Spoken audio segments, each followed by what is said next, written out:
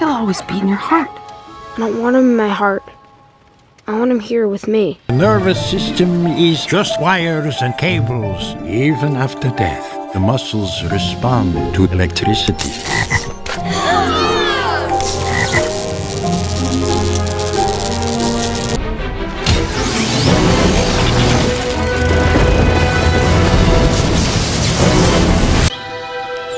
Sparky! I can't believe it! I can fix that.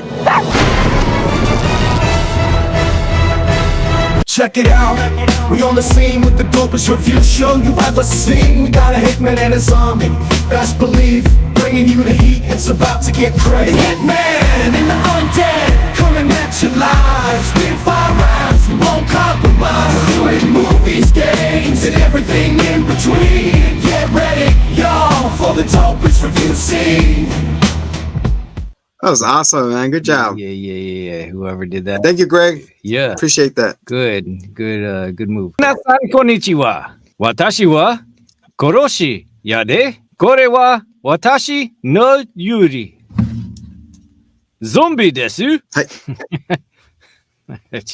I just introduced Subtitles are going to be added. Don't worry. Tonoshi for our audience. What's up, people? Again, yeah, we love to share the love with you guys. So, Senor, we like to do this segment called What Was Popular in when this movie came out? At 2012. In 2012. What that was the year the world ended, said the Mayans. That was 2010, but that was when they ran out of mayonnaise. No. Because it was what was the number one movie domestic before I domesticate you? Jason Derulo. The World Tour? Shit, I don't know. Wait, 2012. Was it one of the Pirates movies? I feel like it was a Pirates movie. Piratas de Morgan? Yeah. Oh, the Donuts and Dragons. Okay. It was not a Pirates movie. But it was made by Disney. Another hint. When this movie released, it inspired our show. It's funny because I specifically know what 2013 is. Oh, so it's the Avengers. La Avengers!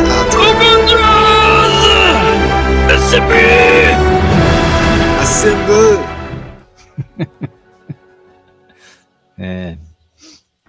And good job. Can you guess what number that Frankenweenie came in? It's not top 5 or 10. I'll give you that. It's down there. I mean, that's what she said. I'm trying to keep it PG because kids might want to see Frankenweenie. But then she gave specific directions once you get in the general vicinity. You just turn right and left. And don't forget to click the button. Gira a la derecha. You are hit at that end. Anyway, I don't think Tim Burton has had a top movie since, like... Did Batman come out before or after? After what? Nightmare. No, he didn't even do Nightmare. He didn't. That's a common misconception. And even I just fell for it again. He wrote a poem. We got into it. No, the thing is, like, it was his, but the problem is when the movie was coming out, he was doing Batman Returns. Yeah. So he handed the reins to his homie. Like, here, you go do that. Well, I'll do here. You just send me some notes, and I'll send you the notes. And so that's what happened there. And as a result, because they made it Tim Burton's The Nightmare Before Christmas, even though he had dick all to do with it. I mean, it was his things. It was his baby. Like, he had illustrated Jack and Sally, like, He had like notebooks full of illustrations for that movie. The thing with But- that, yeah, we'll get into it. Yeah, Henry Hugelmonster, his friend, did all the other stop motion shit. Like he did Coraline and some other stuff, and he got Coraline. Tim Burton. Gotta hit the corn line. Coral. Oh my goodness. You were right in the vicinity when you said if the Batman release. It was right underneath the Avengers. It was right before, right? Oh yeah, see. It was number dos. Yeah. And Disney, didn't they let him go after? No, they let him go when he conceptualized Vincent and Frankenweenie. He did like a little short video, and Disney was like, "We don't want this fucking weirdo." So they cut him. We'll get into those details right now. I was gonna give you the top 10. All right. So you got Madagascar 3, and then number 9 was Ted, and then number 8 was The Hobbit: Unexpected Journey, and then you got Brave. The Amazing is Spider-Man, number 6. You have to defy your fate. And then you got Twilight, Breaking Dawn Part Dos. And then you got 007 Skyfall. And then number 3, The Hungry Games, 2, Dark Knight, and Avengers, number 1. I don't like those things being in the past. I don't. Yeah, I like the one that's 11, and then it shows Eminem, and it's like, this is her now. Feel all that. But this one actually did strike that chord because that was 12 years ago, and it doesn't feel 12 years ago hearing those names. Yeah. Oof, because I'm like, Madagascar 3, they were on 3 by then? Damn. I like them big and chunky. Chunky. But yeah, like I was saying, Frankenweenie landed in number 90S7. Good movie. Wow. So, man, did he get a lightning bolt to revive his career after that? Or? yeah. What did Tim Burton do after? What did he do after that? Didn't he do like Sweeney Todd or? Oh, I think he did that. because he has this group of people that he's always with him. He has Danny Elfman, which is my hero, which I'll get into right now. Danny, oh dude, and Danny Elfman is Elton John without the gay flair. You got Danny Elfman, you got Johnny Depp. You know, those two was going hand in hand when they do fucking stuff in Burton, you know? Yep. And for some reason, him and Disney don't... Man. What happened? He likes outliers. Oh, yeah. Him and Disney don't get along because he makes weird stuff. He did a lot of work on his very first animated feature was The Black Cauldron, which Disney very much distanced itself from. But I do think it's on D+. But it's like they dismissed all of his concept art for that movie. But they still let him do storyboard and whatever. And it's just such a weird movie. It's really cool. I like it a lot. I see. But it's definitely aged badly. So the interview, Mr. Tim Burton is saying about his Frankenweenie movie, and he said this, like, it had to be a stop motion and it had to be black and white. And he goes, if the producers or the studio wanted me to do in color, I would like actually step away. He's like for him, it said like it felt more emotional, black and white. It brings more depth to the characters, and it fit the tone of the thing that he is him, you know, dark gray movies. So like the Hitman was saying earlier, that the movie was made into a short back in 1984, and then when he was working for Disney, and then he presented to him, Disney said, "No, man, it's too scary for kids," so it was shelved. What other movie that he made that was too scary for kids? Courage the Cowardly Dog.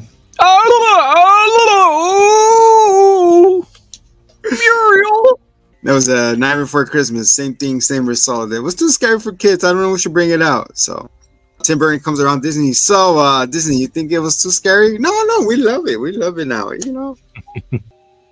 So how this movie starts? It starts with we meet Victor and Sparky into a homemade. He's a content creator before a content creator was a content creator. So yeah, so he made a whole movie with his dad and mom. They're like, oh my god, look at that! This is like a retro Godzilla movie. So yeah, so he's kind of a loner. His dad's like, how come he doesn't go out there and play with his friends and all that? But the mom's like, well, I don't think he has friends. See, that's what I'm talking about. He's only up there with his dog. Yeah, so the Victor's at school, and then the crazy ladies with the eyes, the little girls, just like looking at him.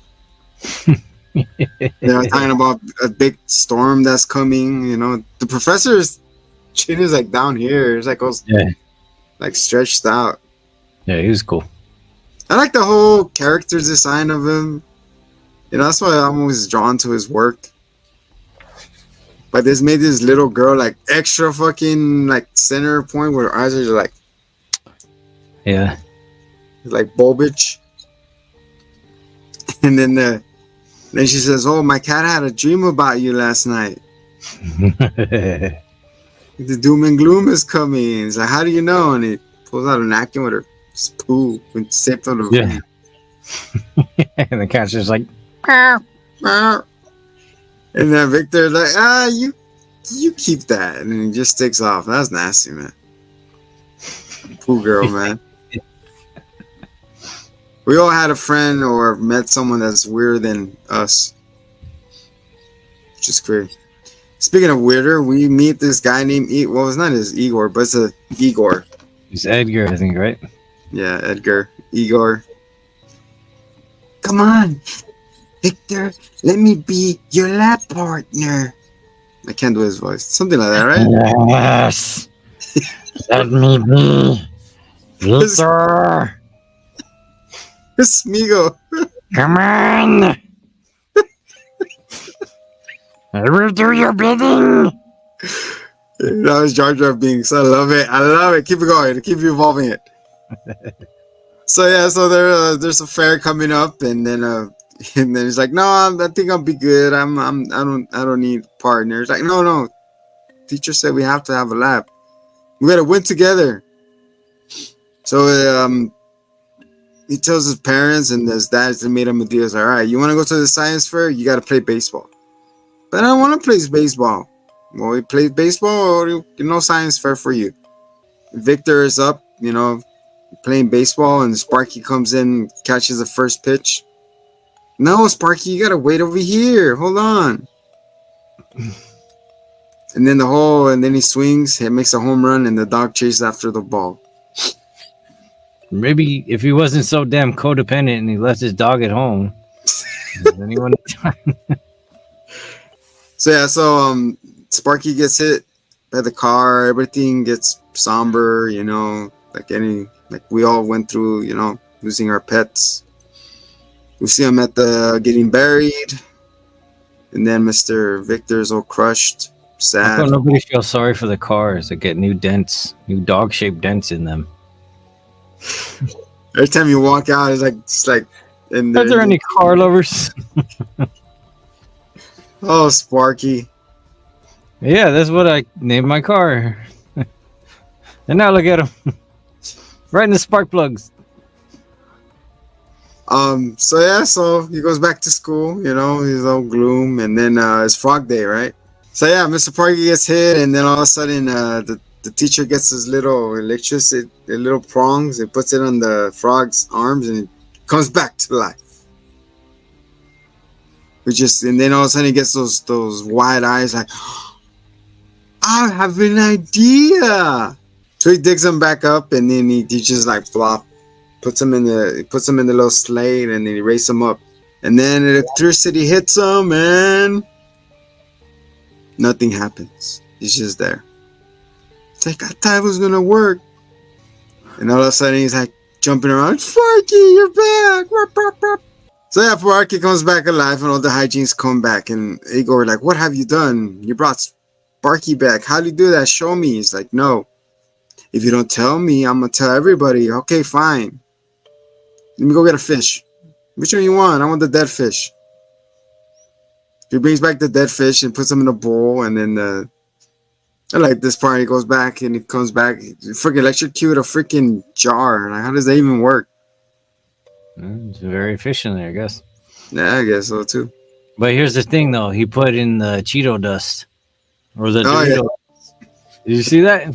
He's like, He put the Dorito dust and he made him in translucent. and he put his finger there. Like, ow! It bit me. Where's my fish? And he put the flashlight on him, and he's invincible. He's like, what?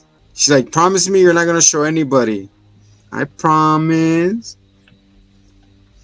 The typical kid. Promise I won't do it.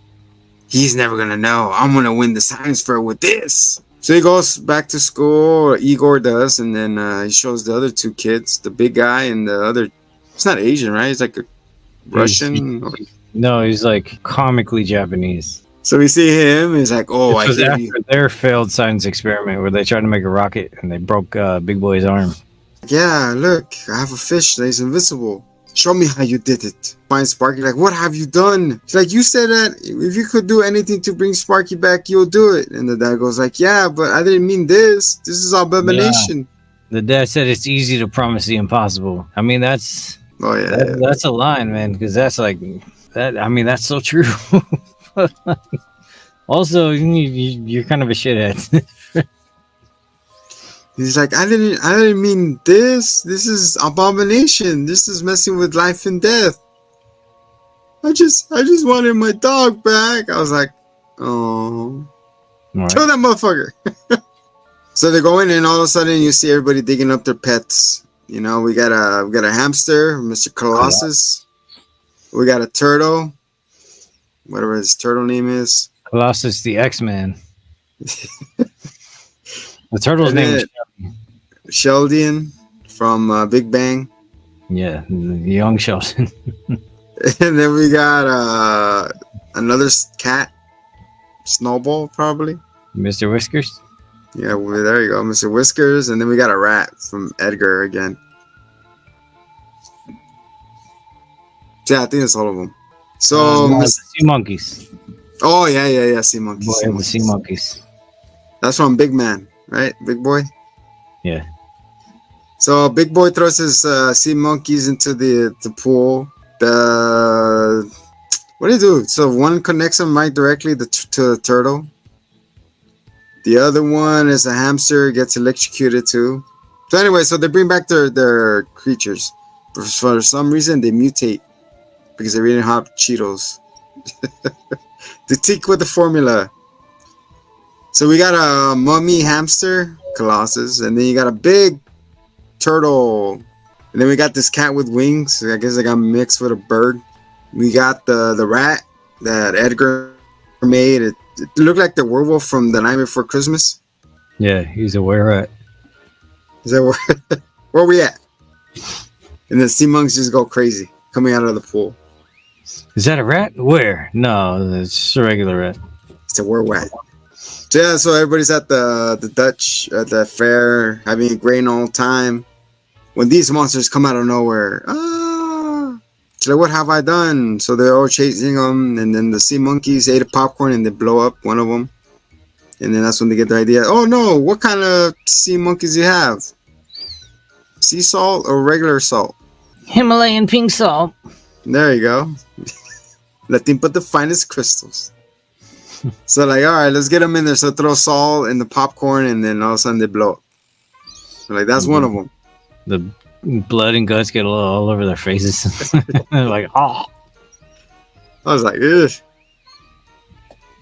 And then we got a Colossus with the he going after, what's his name? Sheldon. Shelly. Shelly. Kill! Kill, and then he gets stepped on. Can it kill? So he steps on him, and he dead. And then he goes, help me. They drop water, or no, they drop the beer. And then he gets electrocuted. Shelly comes back turns back into a little turtle. And then the rat gets electrocuted too, and that's when they get the idea to reverse the engineering everybody. So all the monsters are back except the cat. And then Sparky goes up there and he drags him out. And then he died, and they have to bring him back with his car battery, right? Yeah, again. Give him more juice, pump him up, and I guess he became a local hero. Good job, Sparky. You're not a freak. Then he gets a wife. The end. So what you thought of the movie, senor? It was very straightforward. I rated 93rd. 93rd out of 100. Nah, it was charming, and it's just like I don't know. There's something to be said about like the practical effects and the stop motion. I think is very cool. What I really liked about it is like movies tend to fall so deeply into like motivations, especially like movies with kids and stuff, that like they have to have somebody who goes like too far. And like I guess it would have been a little better if they had made all the kids like, oh, I want to bring my pet back too. And I mean there was one that did, or two. So that was kind of nice, but like the others were just like, no, I just want to do it for the science. Like they don't want to bring their pets back. But even they were kind of misguided and stuff, but they just wanted to like their motivations were kind of pure, you know, like, oh, I just want to win the science fair. Exactly. Like it wasn't that dastardly. It's just like shit went I was sideways. say that too. Yeah, I like that. Like I like that they kept it simple and childlike and you know, not overly complex. For Sparky, I am Ray Zombie. This is and has been the Hitman and the Zombie show. Remember, if nobody loves you, we love you.